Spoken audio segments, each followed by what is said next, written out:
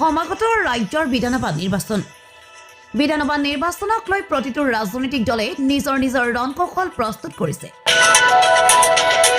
সমান্তৰালভাৱে প্ৰতিটো ৰাজনৈতিক দলৰ সম্ভাৱ্য প্ৰাৰ্থীসকলে চলাইছে নিজৰ প্ৰচাৰ অভিযান। আনকি প্ৰতিটো ৰাজনৈতিক দলতে প্ৰাৰ্থিত্ব বিচাৰি বিভিন্নজনে কৰিছে আবেদন। সমান্তৰালভাৱে ৬৬ নম্বৰ বৰছলা বিধানসভা সমষ্টিৰ বাবে বিজেপি দলৰ প্ৰাৰ্থিত্ব বিচাৰি এইবুলি আগবাঢ়ি আহিল এগৰাকী আদিবাসী তথা চাহ জনজাতিৰ শিক্ষিত যুৱক।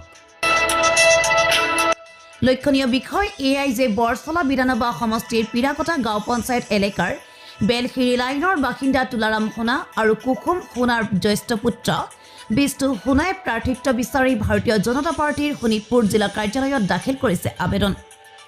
দলে এইবুলি এগৰাকী আদিবাসী যুৱকক প্ৰাৰ্থিত্ব প্ৰদান কৰিব বুলি আশাবাদী বিষ্ণু সোণা। 1957 চনত প্ৰথম MLA ইলেকশ্যন হৈছিল। তাৰ পিছৰ পৰা আমাৰ বৰছলা সমষ্টিত আজিলৈকে চাহ জনজাতি আদিবাসী মানুহে এই সমষ্টিৰ পৰা প্ৰতিনিধিত্ব কৰিব পৰা নাই। সেইকাৰণে মই এইবাৰ সাধাৰণ শ্ৰেণীৰ ল'ৰা হৈ মই এইবাৰ মন মেলিছোঁ আৰু মই এইবাৰ দলৰ ওপৰত আস্থা আৰু বিশ্বাস আছে মই এইবাৰ টিকেট পাম বুলি।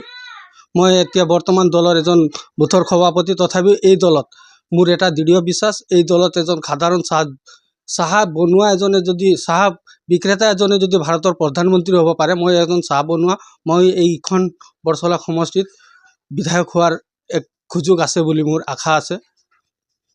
আপুনি দলে যদি আপোনাক প্ৰাৰ্থিত্ব দিয়ে আপোনাৰ প্ৰথম লক্ষ্য কি হ'ব?